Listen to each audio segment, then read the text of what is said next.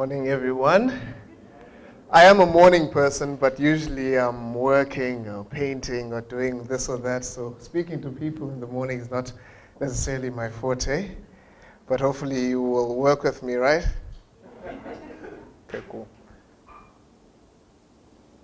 All right, so as Philip said, my name is Loyiso Mkize. I am a visual artist based here in Cape Town. I am originally from Butterworth, which is a small town in the Eastern Cape, Etuwa. And so I'll try and be quick and brush through all of this stuff. But come from a family of 6, both parents, 3 other siblings, including my twin sister. So I've really always been into art, visual arts, predominantly comic books, and obviously coming up reading Spider-Man, Superman being my favorite. Yay for Superman. Any Superman fans here? Yeah, and a few, of course, beyond that. But luckily for me, I had parents that were able to see the talent and expose me to as much art as possible. I don't know how many people have been to the Grahamstown Arts Festival, but that used to be a thing for me growing up, because literally that was the only time I got to see how far this little talent that I've got, how far I could take it. Brief intro about Kwezi. Kwezi was more of it was an idea that I had. It was very rough, of course, at the age of 16, having read comic books since I was 8, really. And I always wondered when we'd have our own superhero. I mean, I was pretty sure someone would do it, because I'd read the Supermans, the Spider-Mans, the Batmans, and all this stuff, and I always wondered, someone clearly is coming up with something very soon. Very soon, it's coming. Matriculated, still nothing. Went to varsity here in CPUT, studied graphic design, still nothing. I went on to work for Super Strikers. I'm sure all of you guys know the Striker Entertainment Company here in Cape Town. Great company as far as comic book illustration is concerned. I learned a hell of a lot from there. I think the role that Striker Entertainment played in my career was to just harness my skills, which is a very important thing, obviously, in the artists' careers, to bring it all together and then make it work professionally and understand not just your role, but going forward what it all really means. So yeah, again, nothing's happening. I'm out here. I'm talking to my friends now. I've got a bit of confidence. I'm drawing this. I'm head illustrator for Super Strikers. I'm like, the idea comes again, and I'm like, I'm going to do a South African superhero comic book. And funny enough, people weren't really warm to it. Not really negative, but people were just like, it's not going to work. What? What's your idea? What's your big idea? Really? A black superhero with spandex and a cape? Really? For sure? Is that what you're going to do? And I really, with the concept, I really had to dig deep, because I realized that trying to create a carbon copy of what we're already used to, as far as comic books are concerned from DC and Marvel, it's just not going to really work, particularly with the terrain that we've got, the landscape in South Africa, and the type of character that I wanted to pursue just was not going to work. And I'm working against decades of work that's been done, right? So the idea was to place this young guy in Gold City, which is Johannesburg, right? And he's a 19-year-old city dweller, right? And the idea behind designing the character was pretty much just looking out there, walking the streets and trying to figure it out. I mean, at first I designed the character wearing spandex, I will admit. And he had a cape, he had boots, and he just really looked goofy. And I was like, okay, hang on, he's 19 years old, right? So you gotta go back to the drawing board. And the guy on the top left, his name is Sipe Ngasana. That is my younger cousin. He was in matric at the time. This is 2013. Still working at Super Strikers as head illustrator. And I asked him, hey dude, if you had superpowers, what would you do, right? And I mean, his answer was golden, right? So he's like, listen, man, I'm trying to make this money. I'm trying to get these girls, these followers on Twitter, like, and he just went on and about what he would do, and all of his answers were all self-serving, right? All of this stuff was just to boost himself and his own profile. And luckily we live in the information age, so you know how much, showing out yourself into the rest of the world is. So he had that attitude, and I mean, he was a matric, and it was such an honest answer, it was such an authentic answer that I figured, designing the character would have to be to mimic that directly. I didn't want to deviate from that because I figure, anyone who stumbles on superpowers, let's hold out for that. Fingers crossed. Anyone who stumbles on superpowers, no one's really going to be completely noble in the beginning, I'd try and pay my bills maybe to start off with. I'd probably try and, take people, make people pay for me to carry them and fly to the sky with them, bring them back, make business out of it, right? And then maybe you can deal with the whole noble chest out and I'm a superhero, I'm here to save humanity thing, maybe later on, but I'd probably figure out the whole human thing first, right? And that was the thinking in the beginning, definitely, as to create an anti-superhero of sorts. And again, there was a lot of inspiration that was coming in. There was the Hancock movie that was like such a huge inspiration for me because I was like, oh geez, finally someone who's like, I mean, obviously I wouldn't make Kwezi exactly like a creep that drinks too much alcohol and just bullies old women, right? But he would definitely, be a bit of, egotistical, maybe, self-centered, maybe, really confident, uber confident, right? And then really stylish and really fresh and really mimic what a 19-year-old in South Africa would be. So again, like the design process for the character and how he looked, obviously started from that one end where I want, the spandex. We won't go again into that, but I tried to bring him back, trying to, investigate different African or ancient African aesthetics from Egypt, Mali, loincloths, all of that stuff, and trying to bring it into the contemporary world with battle armor and all of that, And to your right, at the end of the day, I mean, like jeans, all stars, a t-shirt, and a leather jacket was what I came up with at the end. Go figure. We still had to figure out how he would, perform all of this stuff. I mean, if he is in a room that is just ablaze in fire, the clothes will burn off, and what we see after that might not be so pleasing to the eye. So we still, we ended up working that out. And you guys can definitely see that in the now current number 4, 5, and 6 episodes of the comic book, which I'll talk about a bit later. Now came the Kwezi's companions. Of course, he would have to have companions. Another example, another movie that inspired me a lot was The Matrix. I try to work these characters as if, say, Mohau, who happens, or let's start off with Azania, who is a Zulu maiden, and would sort of like mimic Trinity, right, in a way.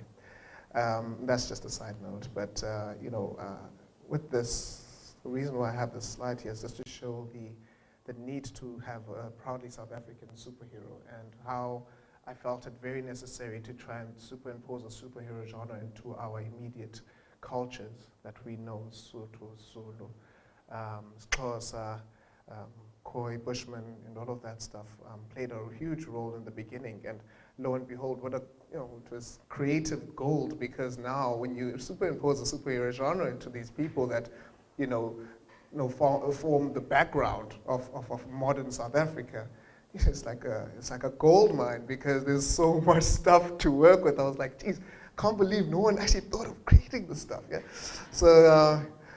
Yeah, so then it was just so much easier. The color palettes, working from those, and designing the characters from what I've seen as far as Afrofuturism, the ancient African aesthetics as well, and all of this stuff played quite a huge role in defining these characters and what they would look like and feel like. And again, it's very important, I felt, to me, it was very important to create characters that looked like us and spoke like us and shared the same environment as us. And that was the thinking. So, so moving on to the comic book art. This was 2013. I illustrated the first episode literally at a pile of drawings, and I realized very early on that, because of course I was doing this after hours.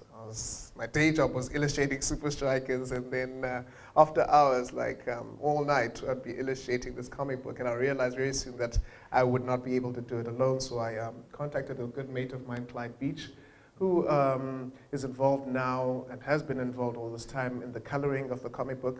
Back and forth, we colored both, but most predominantly now is the conceptual side. He's got such a brilliant creative brain, so we bounce off ideas every day.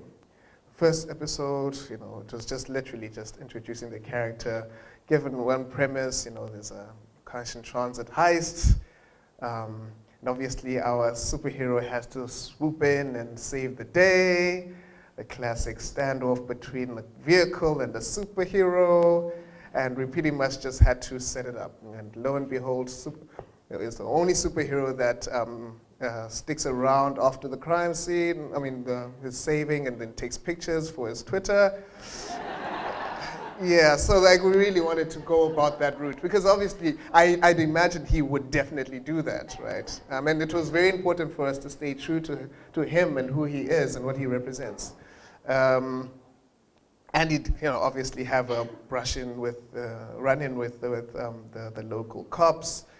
And then obviously, I love the bottom left frame there where he literally takes off, and the cops are like, "Hey, hey, and of course they do. We're in South Africa, so you need to keep it real, right? We need to keep it. And again, when you're working from your own backyard as your inspiration, it's so much easier because you don't have to go beyond yourself. You don't need to go beyond just walking down the street and witnessing the different stuff that our South African social dynamic has to offer, right? Yeah, so again, it's just like, just setting it up was just also an interesting thing, because I wanted him to have the shack in the outskirts of the city, and that would be his HQ, right? And inside would be all sorts of stuff, like video games and big screen TVs. This little shack, he's got all the stuff, and we kind of figure how he got all this stuff, right? So I wanted to really push that idea without saying it too much. I really wanted to push the idea of him being an anti-superhero in the beginning. So maybe we nicked a couple of this stuff, and it's all good. Right, at the end of the episode, he meets Mohau, and again, then second episode, you get introduced into the background story to his powers and what it all means, and what his purpose is, and the destiny that he has to fulfill. And obviously, we're moving through those arcs that obviously, as a storyteller, you need to those different hoops and those little beats that you need to hit. Pursuit ensues. Then we get introduced again to more of the superheroes who are to be his companions. Koi, who is this crazy archer, Koi Sankai, and he's blind, but somehow he's got impeccable aim, can't miss anything with his bow and arrow, and he's got precognition as well, and starting to develop now the other characters in the world where Kwezi has to share with. Okay, so without going too much into detail, I just wanted to, so as far as the process is concerned, just a little snippet. It's really, anyone who's an illustrator is pretty much accustomed to this. So that's pencils that's scanned in, and then we start inking and coloring on Photoshop. This is obviously this is the inking phase. Side note, this is the one of the soundtracks, one of the scores from Coming to America. I love that tune, man.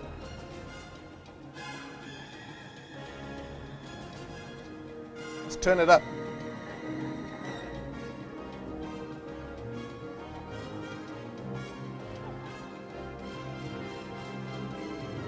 We're obviously not that fast, but you know, you get the idea.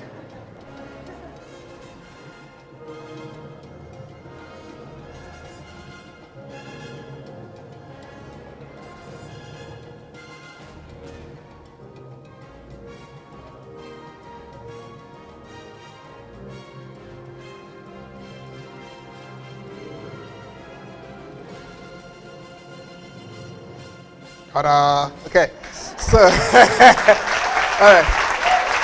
Cool. Thank you. Yeah. It's always good to get a round of applause for something that you do every day, right? I'm just doing it with a sandwich next to me and a cup of coffee, and that's pretty much my day. But no, thank you very much. I mean, look, that is pretty much the process, and as you can see at the end there. Kwezi is now published and distributed at all CNAs nationwide, which is a big thing, considering that, and this has been happening since, you know, as you remember me saying, mates of mine, before I even started the comic book, people saying it wouldn't work. And I would face this all the time, right? So even going to publishers, listen, dude, like you're creating a South African superhero, nah, it won't work. You know, every industry has its norms, and people conform to these norms, and you know, probably are oblivious to the fact that this world is constantly moving and changing right under our feet. And a good lady, name is Dushanka, she runs the New Africa Books publishing company here in Cape Town. Lovely old lady. She took a look at the book, and I'd already had a couple of years and a couple of miles on the book. This is last year, 2016. She looked at it and she said, "Oh yes, so this is amazing, lovely, lovely. Let's give it a try." And we gave it a try. We gave it a try, and we sold out. We sold out the first print run within the first month. And go figure, you know, like who would have thought that a South African superhero on shelves, people would go out of their way, you know, 2 bookshelves, you know, 2 bookstores in 2016, right? And then actually buy those books, like, and it was really a humbling moment just to go a bit into context. I mean, it's one of those projects that it's a labor of love, because it's something that I've wanted to do since I was a very young kid, right? And to be able to have it now in stores, major book retailer, it was definitely quite something. We're now at the second print run for this, the first collector's edition, and this is now the second collector's edition. So the first collector's edition is issues number 1 to 3, and then we published the second collector's edition, which is issues 4 to 6, and those are going pretty well as well. I think we'll be selling out this second edition pretty soon, probably this coming month. So it's moving quite well, and we've had quite a bit of play with the character on social media, sort of like almost like him having this digital life that he exists, but he doesn't. He has an Instagram account, but he doesn't, and we wanted to really integrate him into the modern world, and modern information world, and so see if we can blur those lines between reality and the character. We obviously created fake news, and they would sort of talk about current affairs as well as Kwezi in those current affairs. We had celebrities that would interact, like Double HP or Tall Ass Mo, and they'd retweet this stuff, right? So they got into the mix, you know. So great that you can actually access celebrities like the click of a button on Instagram or something. It does a hell of a lot as far as the as far as the credibility of the project as well. But also it just creates such a nice and fun dynamic, which is just loose and speaks to the fact that he's a young South African superhero. So he would be doing that. We're not deviating at all from what and who he is. So he had his kota, like we'd really just play around with with the character. We'd just take like snaps of music videos and then like recreate the music video and have crazy photo bombing the video and call it deleted footage. And then these rappers, all these guys would love it, and then retweet it and then hit us up, and which is great because it means that we are now communicating at a much broader level, and for something that you're creating at home. I mean, I myself and Clyde, literally until recently, we were just acquired a new studio space here in the city. I was doing it in my house, dude. Like, a kid would come around and bother me, and I'm like, no, it's lunchtime, and like, and meanwhile, you're creating this thing that's going to be on people's shelves and people are going to enjoy, but it's just such an amazing experience, these juxtapositions, right? And then we played, and we continued playing, and it's really cool. I think I took a lot of cues from Nando's creative team. Those guys are probably at the top end of South African social issues and having a very satirical and genuinely funny way of looking at things. Sometimes they can dabble on stuff that makes you cringe, but you can definitely tell they're well-meaning and it's all in good spirit. So we try and maintain that as well, So this is like the humble days in the beginning when we were like, the book festivals and all of that stuff, and which is great because we got to sit and talk with people on the ground and really do some field research and understand really what it is that they liked about it, because the first copy that we sold was 2014 at Free Comic Book Day in Cape Town. Now I remember someone saying, finally we have our own superhero. Like, and again, there's an old lady. I don't know, like those old ladies just like are in touch, man. They just feel me, like it's the weirdest thing. But like, so like she came to like, finally we have our own thing. My son, I'd always been telling him to do something like this. And they'd go on and on. But you can definitely feel the sentiment, even the younger generation as well, particularly 9-year-olds to around 12, which I've really started realizing that they gobble this stuff up and starting to realize that we're really serving them. We're changing their frame of reference. If they have a positive image of themselves, they see Kwezi and they see themselves. That means that the way that they approach the rest of the world, going as they grow up, is so much different. So much more different, and that's the important work behind all of the gags and the fun that we have, is that there's important work that we're doing here. Obviously some more celebrities, okay, Malumuko Keti, or Pro Kid, Ringo Madlingosi, the regulars, Gareth Cliff, we did a lot of like hustling. This thing took a lot of hustling. Before last year, we were on the streets, okay? Like, I remember Mandla Mandela, he was at the kitchen, and I was going to work, and I spotted him. I was like, and he was busy having his breakfast, just munching down. I was like, there is no way I'm not going to introduce myself. There is no, and I had my books. I always had my books. This is before the whole publishing thing. So like, I always had my books in my little bag, and I was like, hey, and they always love it, right? And they always feel like you're doing important work. Yeah, man, you're doing important work. This is really cool. Our kids need this, and how it goes. And I can listen. Can I just take a quick selfie so that I can post it up?